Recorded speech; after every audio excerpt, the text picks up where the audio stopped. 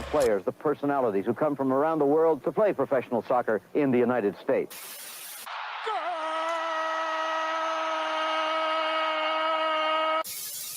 Go, go, USA! Oh, it's incredible! In a world where some call it football, football, or soccer, they dare to call it foosball. One thinks New York is blue, the other thinks New York is red. Soccer in America from a German perspective. Let them put some sauerkraut on your hot dog and join them for the Schnitzel Boys USA Hour. Yes! Schnitzel Monday, Schnitzel Boys USA That's Hour. right. How you doing, Bjorn? Bjorn, you said good. you were... It's like I wouldn't say that I am a huge fan of accordion music in general, but I find it impossible to listen to an accordion without bobbing my head. It's like it's almost Pavlovian. I think that's tune the idea. comes It's on. like, this is a beat. Like, you can't miss the beat. Yeah. So, bob the beat. Move It's your very body. 4/4. Yeah. Go. It's very disco in that way. Yeah. Discotheque. Were you a big discotheque guy in the 70s or how did that work? I was a child in the 70s. Yeah, sometimes I forget my age range is all over the place. I was a small child in the 70s, so the 80s. I did not go clubbing. Yeah, I don't know. I guess you were. I am old, but not that old. So, no, in the 80s there was definitely some dancing going on.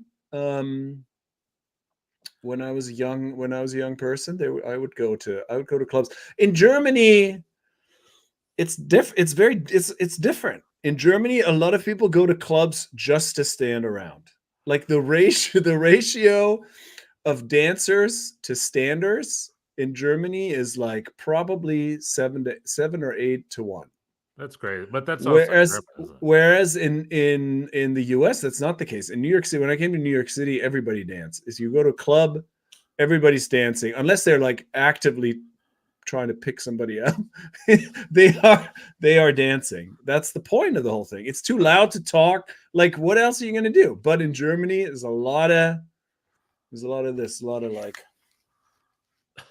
Well, it takes a while to get in the dancing mood, and I guess the point of going to a club is everybody's doing it. So you not do it. Not in New York. It doesn't. People just get into it.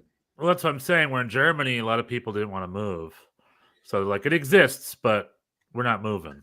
You know. Yeah, we're too cool to dance. Too hard-headed. Yeah. Too cool. But in Germany, I imagine it was a lot more techno disco, right? Techno in the 80s. Well, yeah, potentially. I mean, I went to a club when I moved to Bochum to go to college. There was the Logo. Logo was the name of the club, and that was kind of a legendary. That place I just learned recently, actually, from a friend of mine. That place has an Instagram account really? To this day. I mean, the place is long gone, of course. But what do you mean to this day? No one opened an Instagram account in the 80s. No, that's what I'm saying. There's an Instagram account now, like posting pictures from that place, like retro, like from the old memory. Yes, exactly. A memory box. People remembering it. It was a particular vibe in that it was not techno. It was like sort of I guess alternative indie punk rock.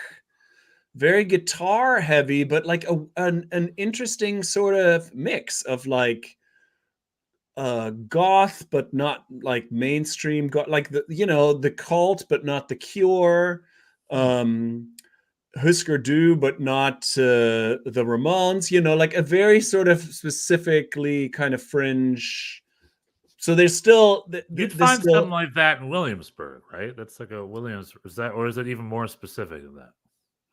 I don't know I don't know. I don't go clubbing anymore. Even I would go to Szymanski, the place that's named after the Tattoo Detective. Detective. I was kind of interested to check that out, but I haven't gone. I haven't been to a dance place.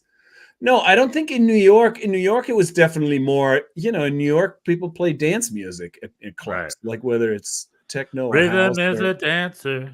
yeah, whatever it is. It's like, but this Real place, McCoy. Yeah. this place was for dancing, but it was very, and I think that's why I think there's playlists online. That's why this place kind of lives on, because it was a very specific kind of sensibility that wasn't very common, and that people liked, and it also kind of matched the Bochum vibe of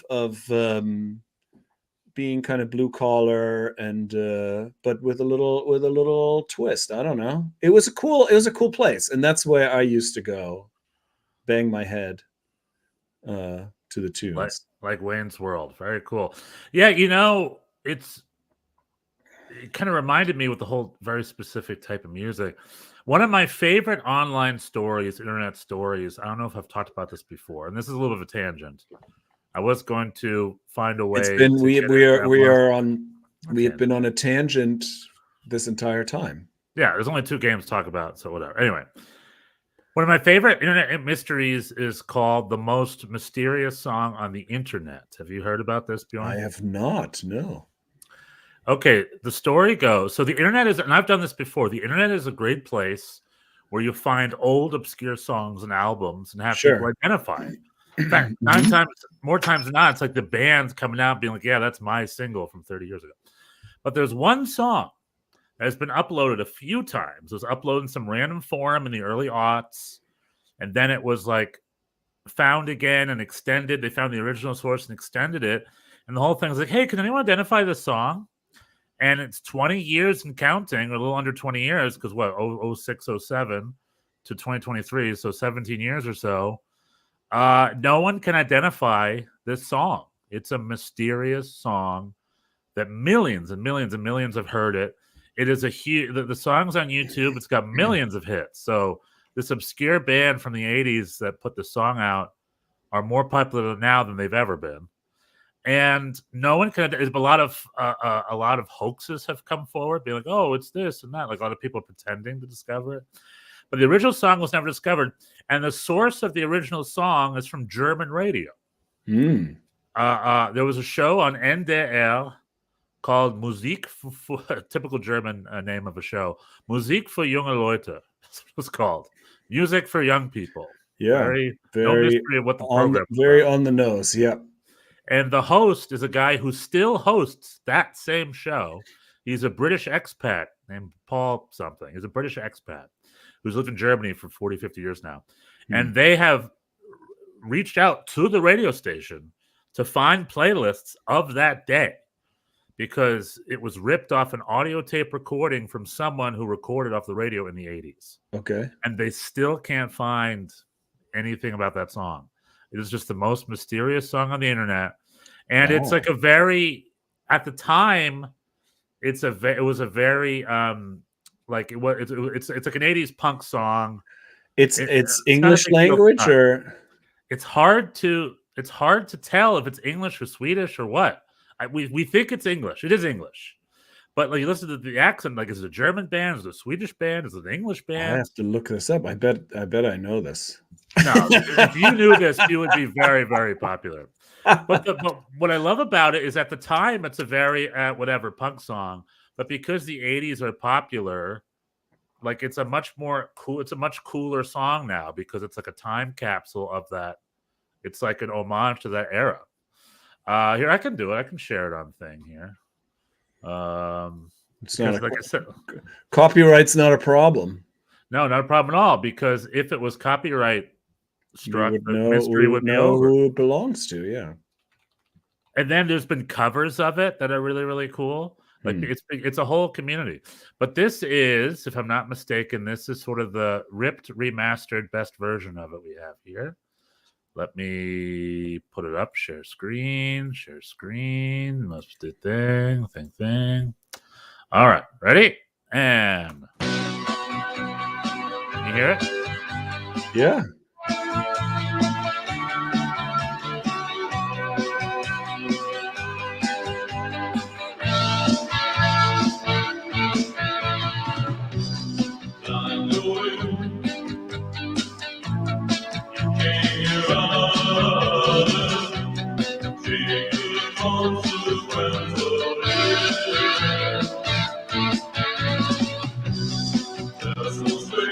Definitely sounds German. For sure sounds German.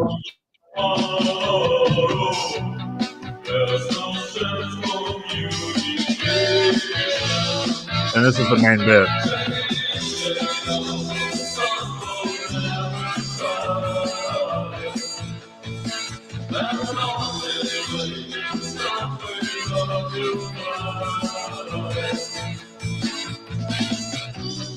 There, I'll just play that bit because essentially that over and over again. But yeah, notice how it's a very, like at the time, it was probably sounding like every other song on the internet, you know, not the internet, there was no internet back then, but sounded like every other indie punk garage band. And no one to this day, like no one's stepping forward. How many hits does it have? It's got 7 million hits, this video alone. This is the remastered video. The original one probably has 30 million hits. And wow. Yeah, it's cool. And to this day, no one has any info. And there's a whole Reddit community of sleuths where they had maybe it was this band, maybe it was that band. And anyway, the reason I brought that up is because I'm offering it to the listeners. Maybe you guys could get involved. Can figure this out for us. And it's just a really cool concept of like a piece of art, a very obscure piece of art from like 40 years ago is now a much kind of like Van Gogh. It's just a much bigger deal now because time has changed. And it's become a big deal, and the original creators are dead or something. They're not stepping forward. Yeah, I was definitely thinking Van Gogh when I just heard this. I was like, "This is like Van Gogh." I just meant like artists being appreciated. No, I understand.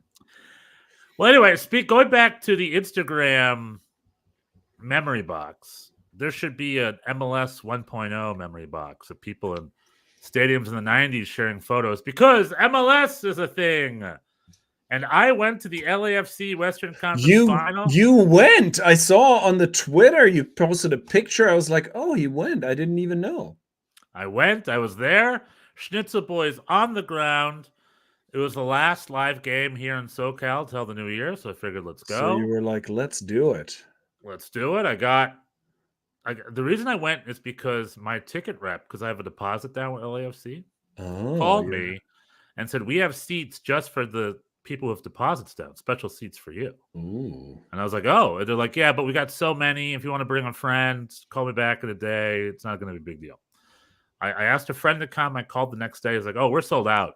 Big groups came through and bought all those seats. We're sold out. What? And I was like, well, hold on now. You told me. And quote unquote, big groups came through. We know what that means. What does that mean? I mean, it means one dude bought all of them to sit on them and flip them on the gray market. Anyway, I go online and I'm able to find tickets for the same price anyway, so I go. Me and my friend go. We're surrounded by empty seats. These groups that came through didn't flip their tickets. They couldn't get them sold, thank God. Wow. So behind me was a whole empty row. I had 3 to the empty to the right of me. I had 3 or 4 empty to the left of me. Plenty of seats. And the reason that pisses me off is because these tickets are like $200 or $300, and it's sold out online, quote unquote. And seemingly it's difficult to get a ticket to, but it's like, nah, there's empty seats.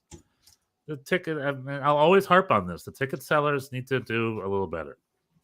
Anyway, me and my friend had a great time. Went to the tailgating ahead of time, kicked the soccer ball around, drank some beer. Kicked the soccer ball around? Is there video of this? There is, but not on my phone. I kicked it twice.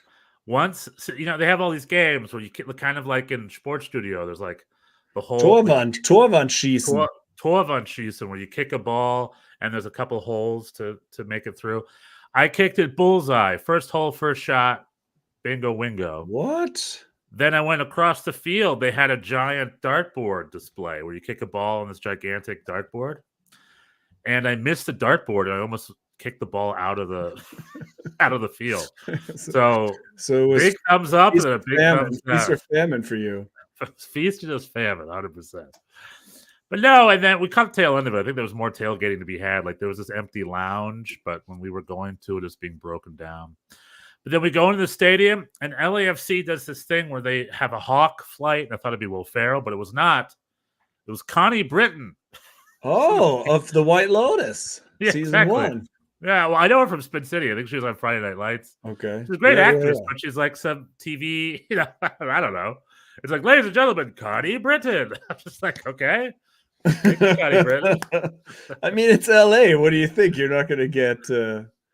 Well, usually it's Owen Wilson or Will Ferrell, or it's, we got big people there. But now today was Connie Britton. Western Conference Final was Connie Britton level celebrity. That's pretty good. I mean, I like whatever. Who cares? But like, I would have been. Connie Britton would get me out of my seat. Well, she was there, got me out of my seat. She caught the hawk or whatever. She released the hawk. And then the hawk did this thing where it knocks the stone. They always have like the opposing team on a stone, and the hawk has to like knock the stone away or something. And then the hawk knocked off Houston Dynamo. And then they played a soccer game for 90 minutes, and LAFC knocked off the Houston Dynamo. I mean, we were hyping the Dynamo, right? The last couple, but like this was not their night. No. The offensively, I mean, LAFC was the only team that had chances. It was all LAFC. They missed some big ones. Like Carlos Vela in the second minute missed a sitter. But like LAFC were moving the ball really well, really fast. They were very creative in the attacking third. Houston Dynamo couldn't scratch the surface, really. They had the ball. They kicked it up front, but they were not close to scoring on most occasions. I can't think of any huge misses from Houston Dynamo. And the game ended 2-0, right? Yep. No, it was 2-0. You're asking me? I know. I was just there. It could have been 3-0. At the end of the day, Don Garber was not there. The Western Conference Final was awarded by some vice president. I forgot his name. One of the vice presidents awarded it. And then they partied up and they won the Western Conference. So good for LAFC. Good for LAFC. I gotta say, yeah. I mean, good for them. This is a little bit lame for the Western Conference, I feel like. If it's just like LAFC are now the Bayern of the Western Conference, like they don't even have to be particularly good and they're still going to win it. Well, it's just they just did it twice. It's back to back. Well, but that's unusual in MLS anyway. You can't call them Bayern until they win 11 in a row. Call me when they won 11 in a row. Well, but I mean, you know what I'm saying. I don't know. They were like, I thought they would be better teams than LAFC this year in this conference, and I don't know. It's a little bit of a letdown. I'm just not as interested in seeing them in the final again. That's my take. Well, they earned it. LAFC earned it. Denny Bwanga is one of the best forwards in the league.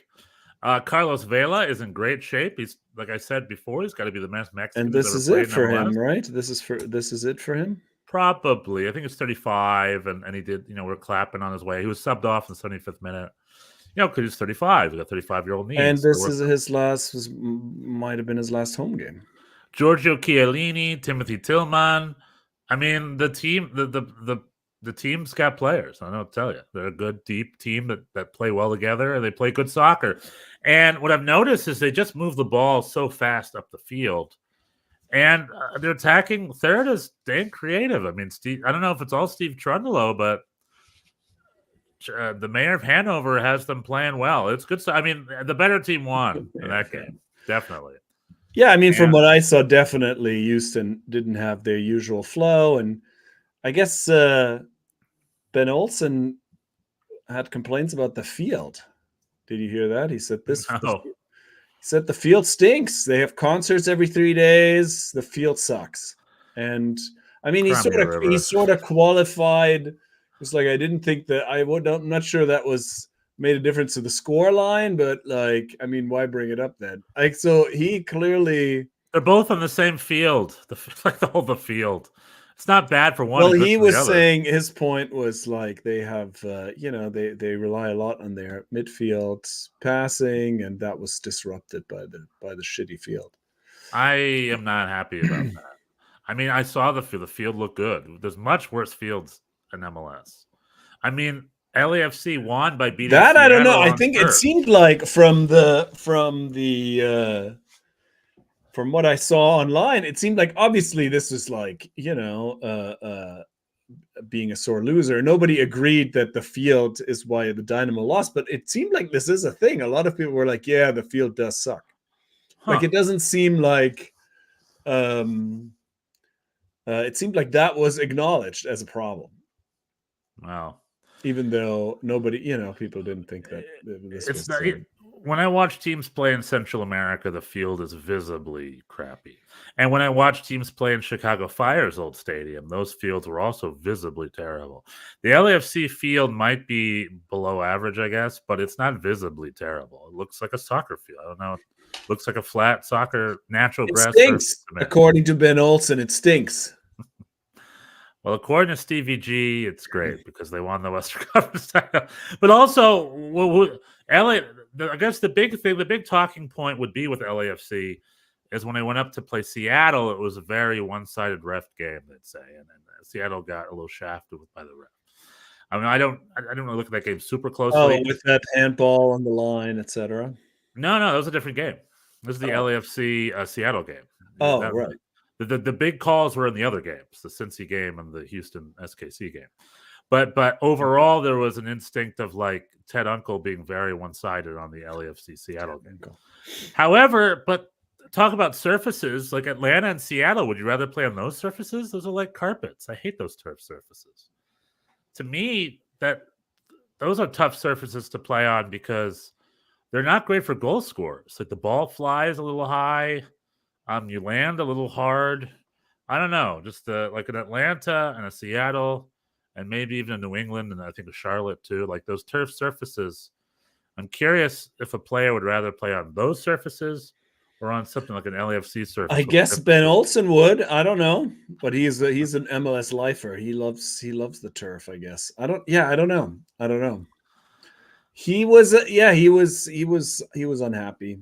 I mean, I was just a little. I had just gotten on over the last few months. I had sort of gotten on the Houston hype train, and I was just a little disappointed with their very flat performance. Yeah, me too. I went in this game thinking Houston might win it because they've been playing great, but now I didn't see anything from them. And you can pull out his excuses all he wants. They just weren't up for it. LAFC on the final to Ohio. To Columbus, not Cincinnati. Columbus, yeah. I was invited on Saturday night to the annual tiki party at my friend's house.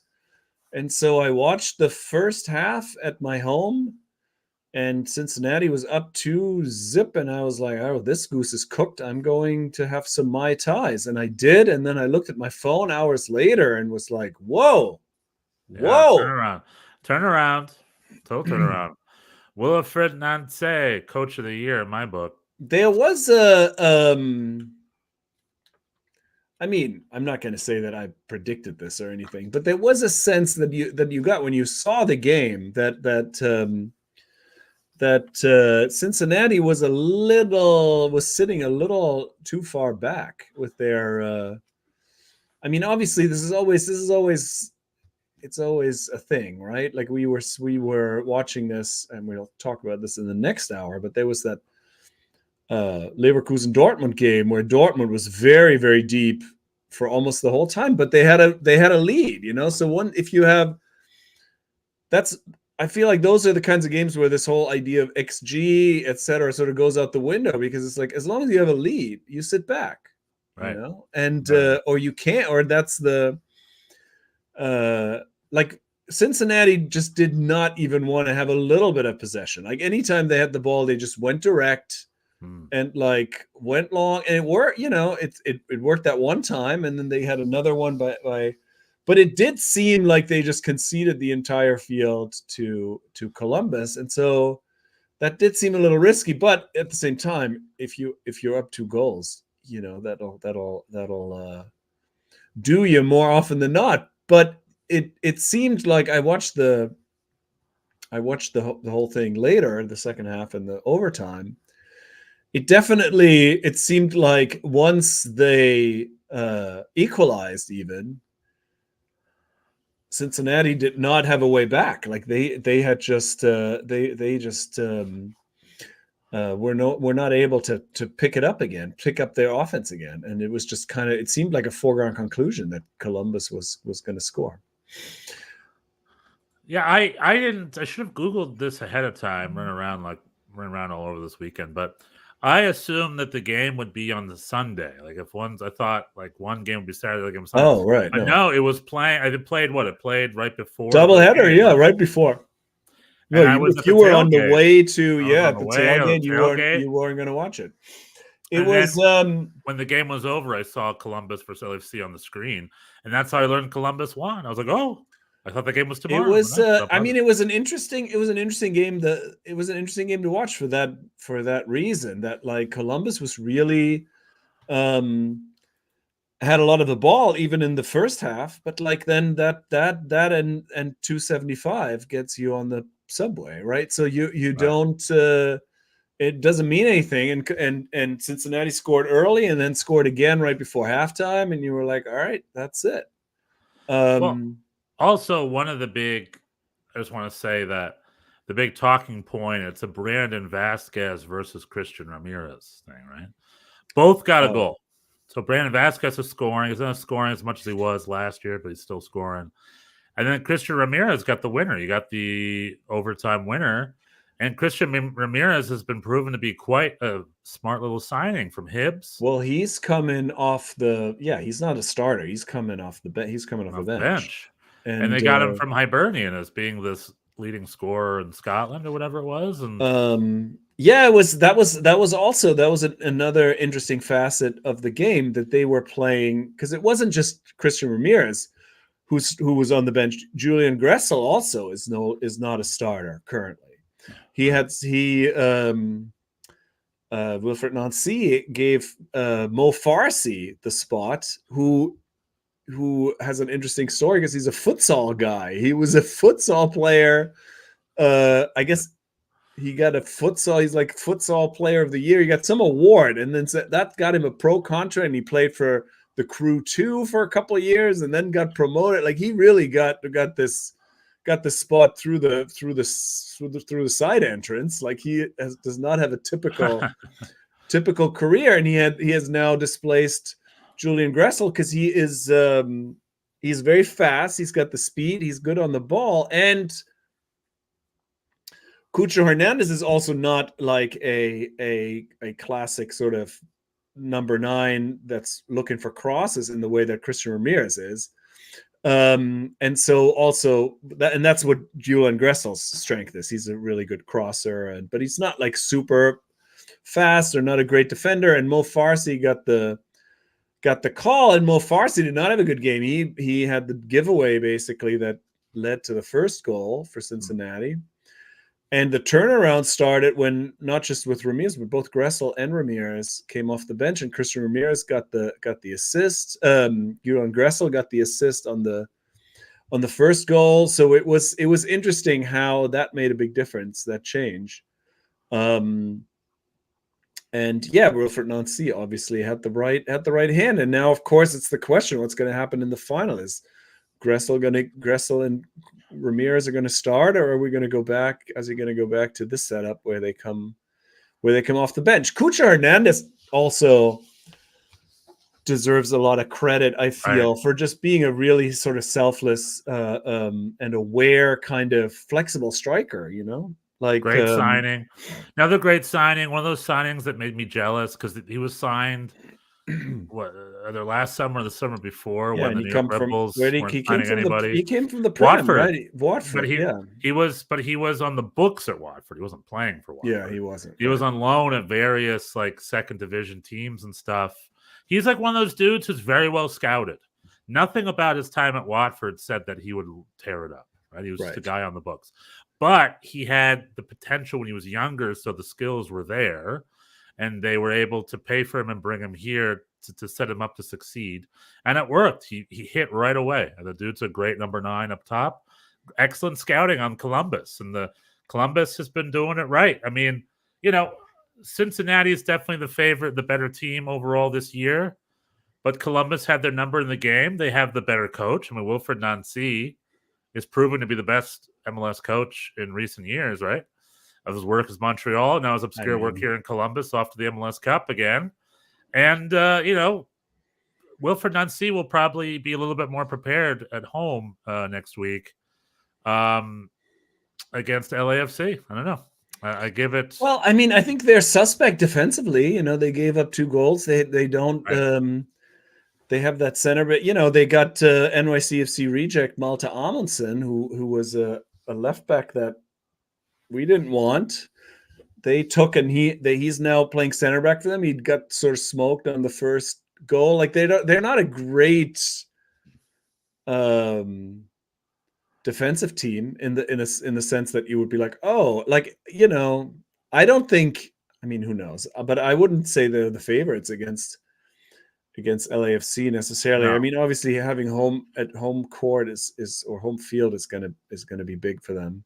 But yeah, it's not like I don't think they're gonna blow anybody away. They're always I mean, they've been notorious this season for giving up leads, and this time they came from behind. But yeah, it'll be interesting. I mean, they're an entertaining team. They have a quality midfield, and they just bring numbers forward. They're just not they're just very aggressive, and that is fun to watch, but it also comes with some defensive risks.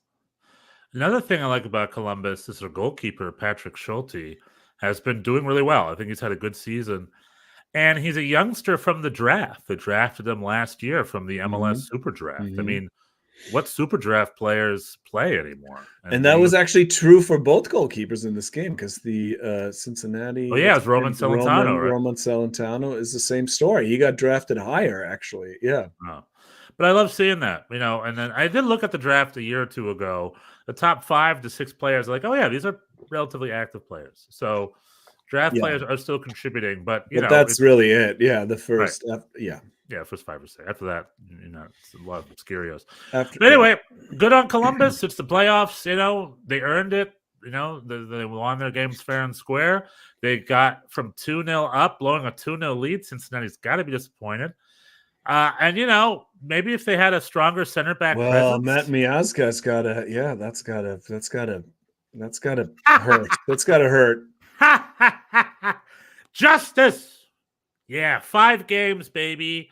He wasn't here. He's a leader. His stupidness cost the club the title. Okay? That's what happened. They needed Matt Miazga, or else they would have let 3 goals go past them in the second half. But Matt Miazga took a box of pizza or whatever, went to the frickin' ref's room an hour later and swore at him. Frickin' moron. I am glad. Nobody ever said he was smart. Yeah, but he's extra not smart. And they paid for that. So maybe we dodged a bullet by not bringing him back. All I know is that for New York Red Bulls fans, him kissing and being a butthole to the crowd. He was on. Karma. That was honest. I don't want to talk. I stand behind it. Okay, but karma is a real bee. Professing his love. Karma is a real bee, and it bit him in the butt. And Cincinnati has to realize they don't have a Einstein for a center back. So, maybe he learned his lesson, but I don't think he did. In the British tabloids, they wrote about it. They said £3.5 million Chelsea bust Matt Miazga. Oh boy! Because you have to describe him in a way that the British readers will understand. $3.5 million is not that much. Like, he was bought for $5 million back in the day. So but like that's not a big amount by Premier League standards. Like if you're gonna talk about Chelsea busts, like Matt Miazga doesn't make the top 20 of like the biggest Chelsea busts of recent years. It shows how creative the tabloids can be. Because, I mean, he was just part of the Lone Army. But he was also bought in like 2010 or whatever that was. I don't remember when it was. Maybe not 2010, but 2012, something like that. They must have made that money back, or at least some of it, in loan fees. Like, I don't know. Anyway. I'm not going to defend whether Matt Miazga was a I'm all of a sudden feeling protective of him in lieu of this below the belt attack by the English tabloid press. Hey, that's what they do. There's so many things. There's so many things so many unflattering things you could say about Matt Miazga. Like Chelsea bust is like it's not necessary. You could QPR. He's kicked out of QPR for. Else. He was dropped from QPR. I think he yelled at his coach or something. There's something with him and QPR. He's not Maybe a it was smart. in He's France. not a smart guy. Yeah, he was dropped either at QPR or maybe a club in France, and then he had to go back early because of yelling at the new coach or some crap. Anyway, that's the Matt Miazga is not our problem anymore. He's Cincy's problem now. Still And loves his you though. stupidity, Still loves you. Still loves all of you though. His stupidity cost Cincinnati the title this year. Maybe looking back better than ever next year. Well, since you're sitting there with your LAFC shirt, I guess I'm obligated by the format of this podcast to be rooting for Columbus. Yeah, I mean, I don't know. I was born in Akron. Oh my god, you've got the. I mean, you just have the pick of the litter when it comes to teams. You got connections everywhere. What I will say though is if Columbus crew win, I'd be happy because Columbus is one of the smallest franchise in the league, and Columbus almost lost. They were going to get contracted. Yeah, exactly. And they got their new stadium, their new owners, and even with the new owners, they had to fight over their logo and crap. Columbus fans haven't had it easy. Well, that was self-inflicted though. Yeah, but still, I would if Columbus won a title in their new stadium, and for a town like Columbus, that could be big news. I would be more than fine with that. LAFC though, the title of this podcast is someone doing it right. LAFC though, as far as all the MLS franchise we have, we've got what 29 of them, 30 or with 29, 30, something like that. Of all the franchises, LAFC is one that really does everything right. LAFC signs big players. Except the field. Well, I mean, that's kind of news to me, but LAFC is not associated with any other club. LAFC is their own thing. And LAFC plays in this beautiful stadium downtown, and it's hopping. They're just cheering. You know, like for a guy who just went to a Bundesliga game, I went to the Nuremberg Schalke game and the Bayern München thing game. Going to LAFC is like, the atmosphere here is not that different. It's pretty hopping here. They have a lot. Oh, it's a very nice stadium. I mean, when I was there were not that many people, but it's. You can tell. You need to come and watch a real LAFC game one of these days. I'm going. I got my brother got tickets for that Leverkusen Bochum game, so I'm going to go there. Yeah, then you come here and you compare.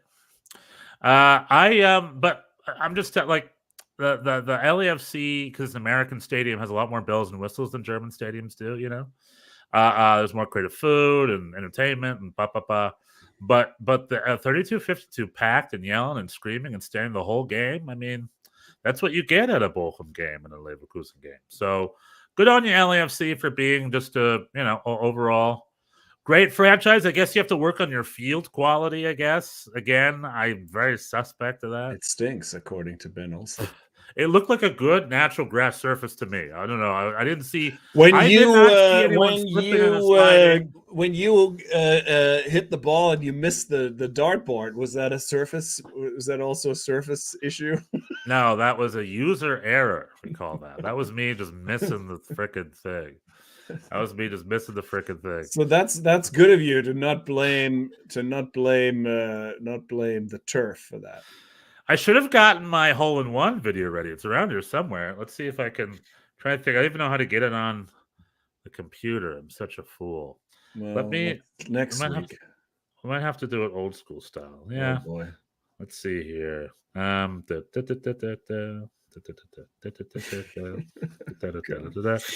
show up next week. There is another piece of news that came out today. Oh. It is the Copa America venues have been finally released. They're released, I believe, today. And, not a lot of big surprises. SoFi, LA's going to have games at SoFi. Texas has 3 stadiums with games. Kansas City has 2. Kansas City has 2 stadiums, a big one and a small one. So I guess they're hosting, one's for El Salvador versus Jamaica. The other's going to be for Colombia versus Argentina or something like that. But Chicago does not have any games. And in the entire Northeast, it's just New York. Philly and Boston don't have games. MetLife, baby. MetLife. So, but no Philly, no Boston. It's in Charlotte. It's in New York. It's in Charlotte. And I don't think it's in Washington, D.C., right? Let me see. Let me read the list out. No. No, Washington. Las Vegas has one. Arlington, Texas. That's Dallas. Charlotte. Kansas City, Orlando with the MLS Stadium, Mhm. and then another Kansas City. So it's the MLS Stadium in Kansas City and the football stadium in Kansas City. Hard Rock Stadium in Miami, which is going to host the final, right? Why do they Levi's need Stadium. 2 Kansas venues?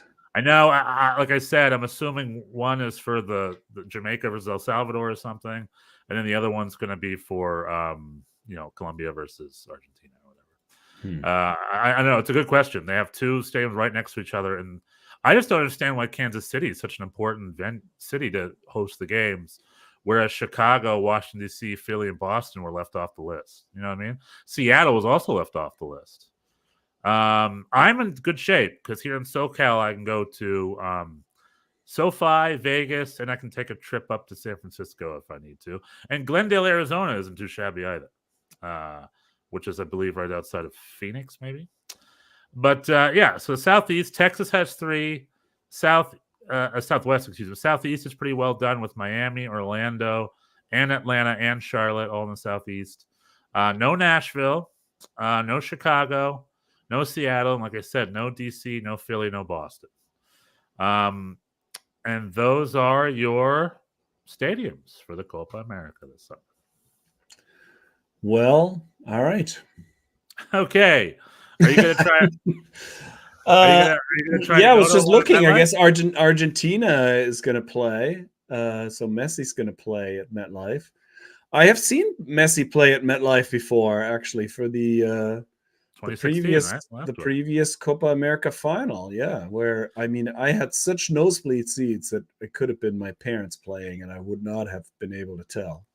I went to MetLife for 2016. I was there for the Ecuador-Haiti game. I remember it being a lot of fun.